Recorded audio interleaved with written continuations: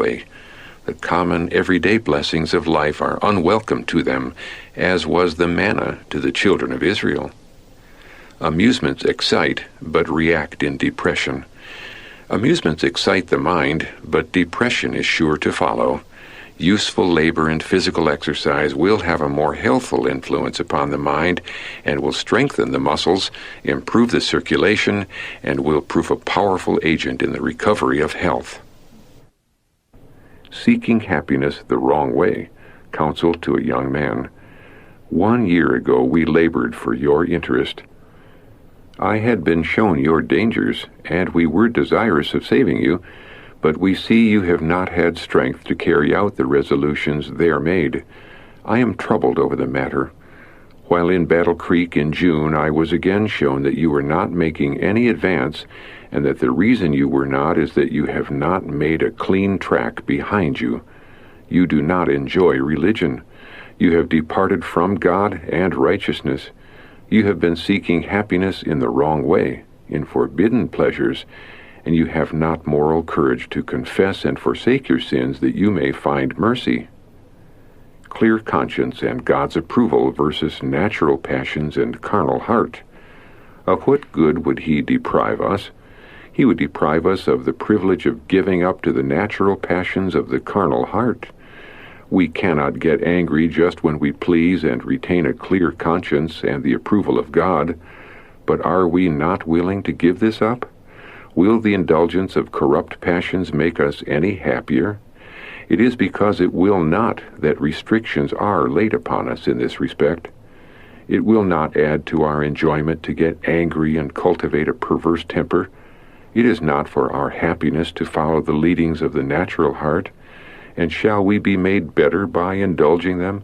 No, they will cast a shadow in our households and throw a pall over our happiness.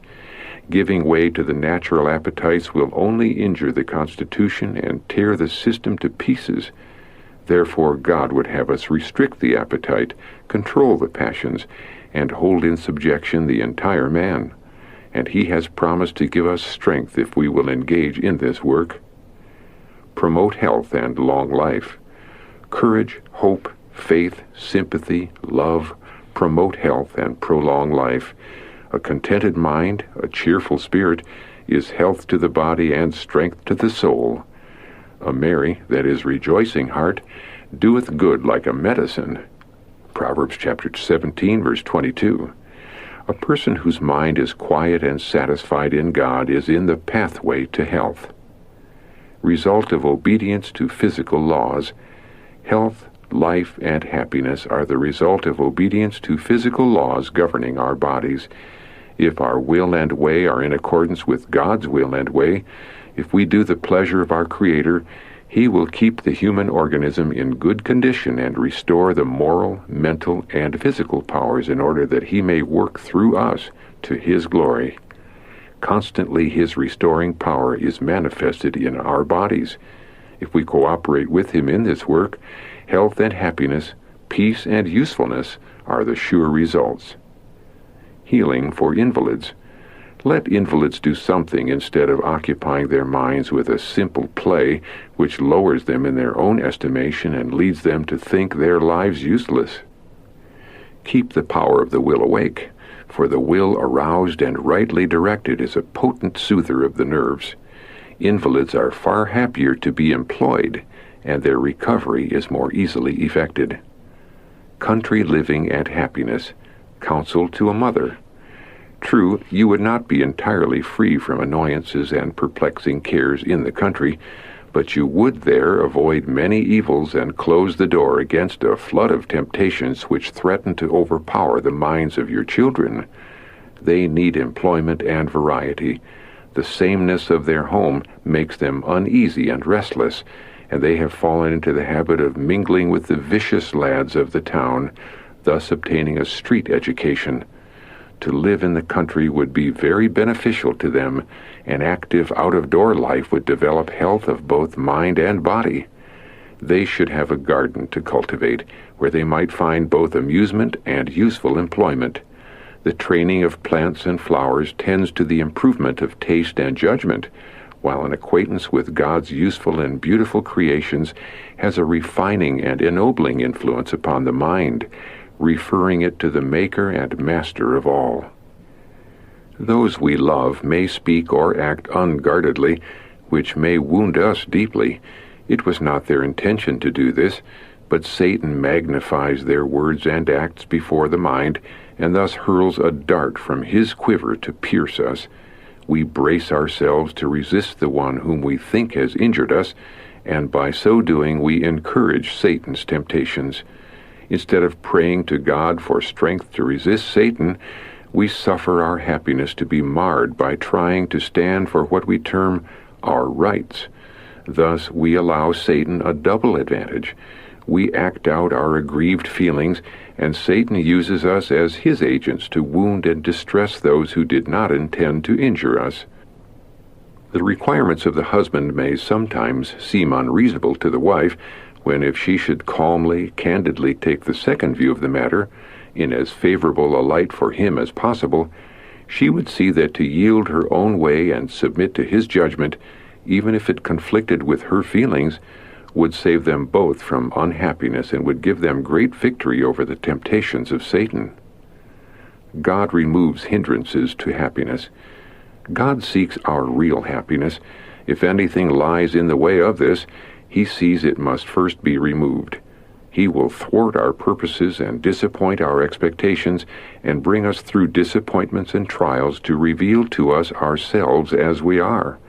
Sin is the cause of all our woes. If we would have true peace and happiness of mind, sin must be removed. Some would not be happy in heaven.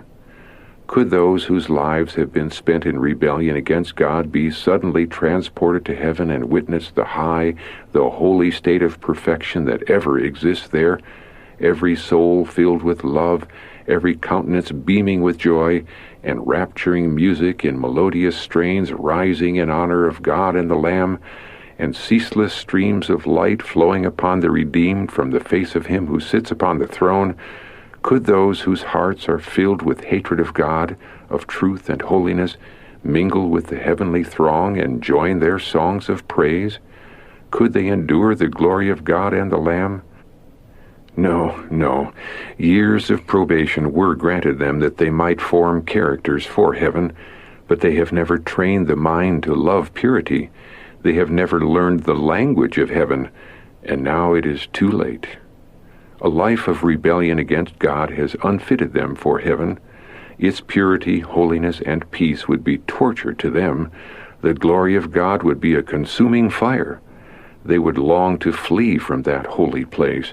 They would welcome destruction that they might be hidden from the face of him who died to redeem them. The destiny of the wicked is fixed by their own choice. Their exclusion from heaven is voluntary with themselves, and just and merciful on the part of God. Yours may be a joyous life. Let us all have confidence in God. Press your way through the shadow which Satan throws across your pathway, and take hold of the arm of Jesus, the Mighty One. Let your case rest in his hands. Let your prayer be, Lord, I present my petition to thee. I put my trust in thee, and I ask for the blessing that thou seest will be for my present and future usefulness and my eternal good. When you arise from your knees, believe. When the enemy comes with his darkness, sing faith and talk faith, and you will find that you have sung and talked yourself into the light. Rejoice in the Lord always, and again I say, rejoice. Philippians chapter 4, verse 4. Those who do this have a joyous life. No unpleasantness comes from their lips or from the atmosphere surrounding the soul, for they do not feel that they are better than others. Hide in Jesus Christ, then all the time the truth of God will be fitting you up for the future immortal life. When you have confidence in the Mighty One, your experience is not borrowed. It is your own. Increasing happiness throughout eternity. As through Jesus we enter into rest, heaven begins here. We respond to his invitation, Come, learn of me, and in thus coming we begin the life eternal. Heaven is a ceaseless approaching to God through Christ. The longer we are in the heaven of bliss, the more and still more of glory will be open to us, and the more we know of God, the more intense will be our happiness. As we walk with Jesus in this life, we may be filled with His love, satisfied with His presence. All that human nature can bear, we may receive here, but what is this compared with the hereafter? There are they before the throne of God, and serve Him day and night in His temple, and He that sitteth on the throne shall dwell among them. They shall hunger no more, neither thirst any more, neither shall the sun light on them, nor any heat. For the Lamb which is in the midst of the throne shall feed them, and shall lead them unto living fountains of waters, and God shall wipe away all tears from their eyes. Revelation chapter 7, verses 15 through 17.